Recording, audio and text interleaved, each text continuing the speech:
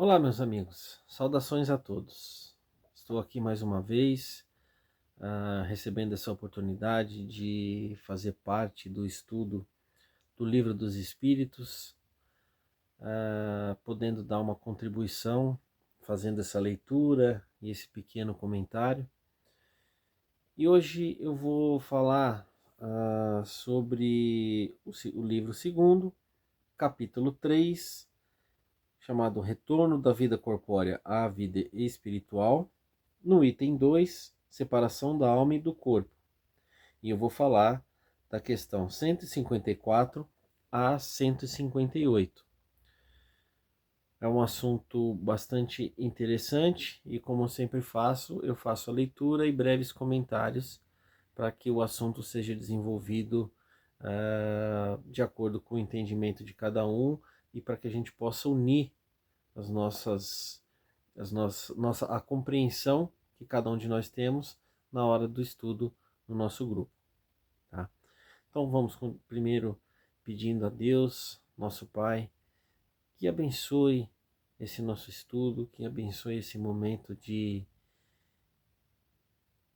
leitura, esse momento em que a gente está junto, reunidos, estudando o Livro dos Espíritos, aprendendo juntos essa doutrina maravilhosa que expande a nossa consciência e que nos auxilia nos problemas do dia a dia, pedindo aos nossos mentores que nos auxiliem para que a gente possa ter clareza no pensamento, ter clareza no entendimento e que a gente possa ter um ótimo estudo.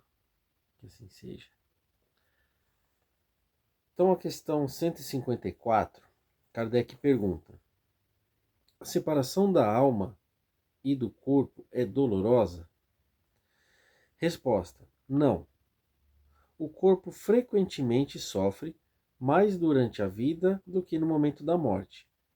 Neste, a alma nada sente. Os sofrimentos que às vezes se provam no momento da morte são um prazer para o espírito, que vê chegar ao fim o seu exílio. E aí tem um comentário. Na morte natural, que se verifica pelo esgotamento da vitalidade orgânica, em consequência da idade, o homem deixa a vida sem perceber. É uma lâmpada que se propaga por falta de energia. Questão 155. Como se opera a separação da alma e do corpo? Resposta: os liames que a retiram, sendo rompidos, ela se desprende. Então, a primeira pergunta é uma pergunta que muitos têm curiosidade e muitos têm até medo, né? Até alguns espíritas, né, afirmam ter medo da morte.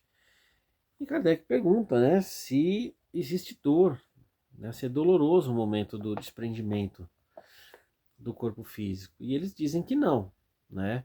No caso da morte natural, principalmente, né, é apenas uma lâmpada que se apaga, né? Então isso é uma questão que muitos têm, inclusive em espíritas, né? E que isso acaba ocorrendo, né, à medida em que os liames vão se retirando e vão sendo rompidos. E a questão 155 ela continua. A separação se verifica instantaneamente numa transição brusca? Há uma linha divisória bem marcada entre a vida e a morte? Resposta: não. A alma se desprende gradualmente e não escapa como um pássaro cativo subitamente libertado. Os dois estados se tocam e se confundem de maneira que o espírito se desprende pouco a pouco dos seus liames. Estes se soltam e não se rompem. Aí tem um comentário aqui, né, tem uma continuação. Durante a vida, o espírito está ligado ao corpo pelo seu envoltório material ou perispírito. A morte é apenas a destruição do corpo e não desse envoltório, que se separa do corpo quando cessa a vida orgânica. A observação prova que no instante da morte, o desprendimento do espírito não se completa subitamente. Ele se opera gradualmente, com lentidão variável segundo os indivíduos. Para uns, é bastante rápido, que pode dizer que o momento da morte é também o da libertação, que se verifica logo após. Noutros, porém, é sobretudo naqueles cuja vida foi toda material e sensual, o desprendimento é muito mais demorado e dura às vezes alguns dias, semanas, meses ou até mesmo anos, o que implica a existência no corpo de nenhuma vitalidade, nem a possibilidade de retorno à vida, mas a simples persistência de uma afinidade entre o corpo e o espírito, afinidade que está sempre na razão da preponderância que, durante a vida, o espírito deu à matéria. É lógico admitir que quanto mais o espírito estiver identificado com a matéria, mais sofrerá para separar-se dela. Por outro lado, a atividade intelectual e moral, a elevação dos pensamentos, operam um começo de desprendimento, mesmo durante a vida corpórea, e quando a morte chega, é quase instantânea. Este é o resultado dos estudos efetuados sobre os indivíduos observados no momento da morte. Essas observações provam ainda que a afinidade que persiste em alguns indivíduos entre a alma e o corpo é às vezes muito penosa, porque o espírito pode experimentar o horror da decomposição.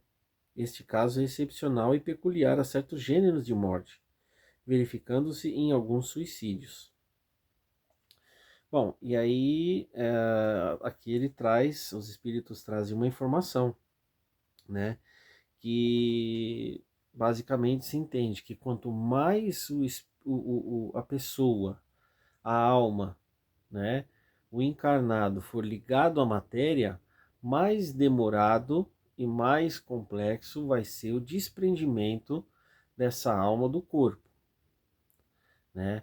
Então, quanto mais ligado à matéria, quanto mais preso àquilo que é material, mais dificuldade se terá no momento do desprendimento, né? Então, e ele fala ainda que com a conquista, com a elevação moral, a elevação intelectual, né, com relação às coisas do espírito, menos doloroso e mais simples e mais tranquilo vai ser o desprendimento que já começa a acontecer enquanto a alma ainda está no corpo, né, nos seus últimos tempos de vida.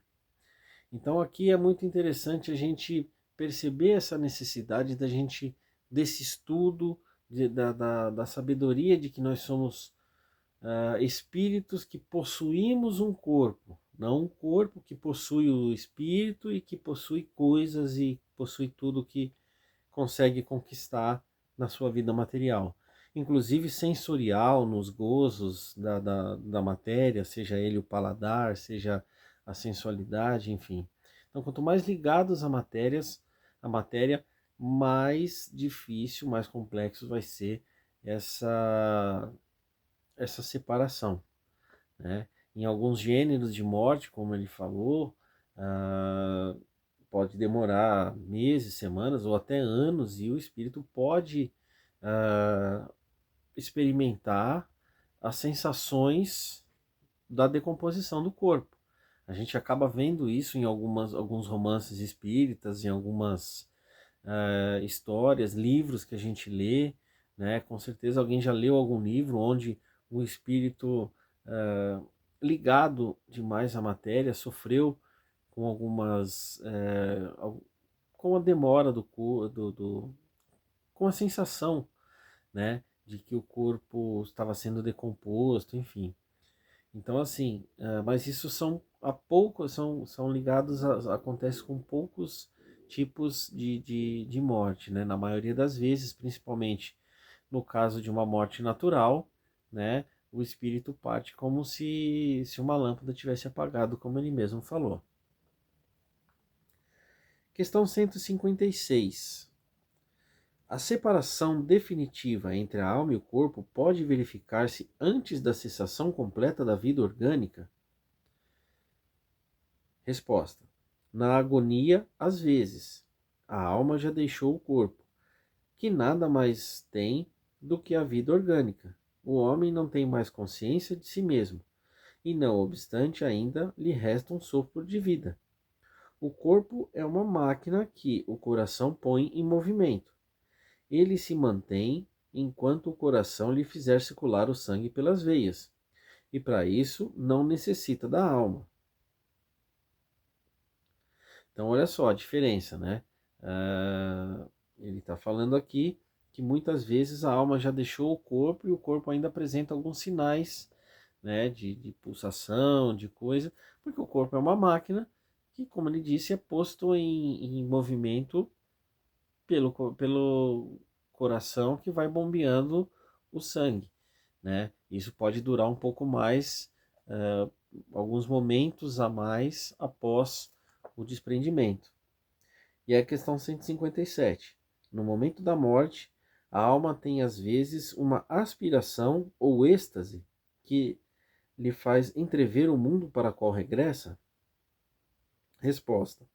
A alma sente muitas vezes que se quebram os liames que a prendem ao corpo, e então emprega todos os seus esforços para os romper de uma vez. Já parcialmente separada da matéria, vê o futuro desenrolar-se ante ela e goza por antecipação do estado de espírito. Então sim, pode acontecer, né? Até porque o espírito vai os liames vão se quebrando de maneira devagar, né? Questão 158. O exemplo da larva que primeiro se arrasta pela terra, depois se fecha na crisálida, numa morte aparente, para renascer numa existência brilhante, pode dar-nos uma ideia da vida terrena, seguida do túmulo e, por fim, uma nova existência? Resposta. Uma pálida ideia. A imagem é boa, mas é necessário não tomá-la ao pé da letra, como sempre fazeis. A gente repara que em todo o decorrer da obra, os espíritos sempre alertam Kardec que a linguagem humana ela é pequena para definir, né, os conceitos espirituais. E essa é mais uma prova disso. Apesar de ser uma boa alegoria, né, a mudança da lagarta para a borboleta, né, pode ser uma boa comparação, mas não é sempre assim que acontece, não é em todos os casos.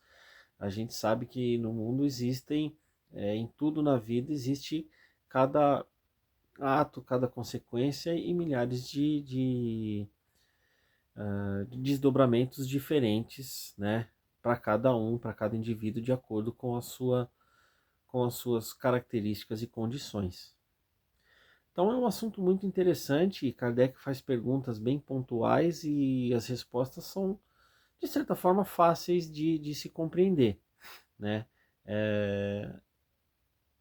A gente percebe que o mais importante é a gente saber, né, que a gente não precisa dar tanta importância só ao mundo material, começar a dar importância ao mundo espiritual e às coisas boas, a nossa elevação moral, a nossa elevação o nosso crescimento, o nosso conhecimento são importantes, inclusive na hora da nossa partida.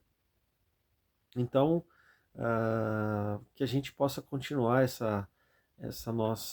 nosso estudo agora aí no grupo, né? E que o entendimento de cada um a gente possa unir, possa agregar e possa compreender juntos aí mais essas questões, mais esse trecho do Livro dos Espíritos, né? Que Kardec nos traz e que a gente está fazendo esse estudo aí para poder compreender juntos, que eu acho que juntos a gente compreende muito melhor, né, com diferentes pontos de vista se unindo, isso fica muito mais fácil. Mais uma vez, gostaria de agradecer por essa oportunidade e que a gente possa ter uma ótima noite de estudos e que pedir a Deus, nosso Pai, para que todos estejam bem. Muito obrigado, que Deus abençoe a todos.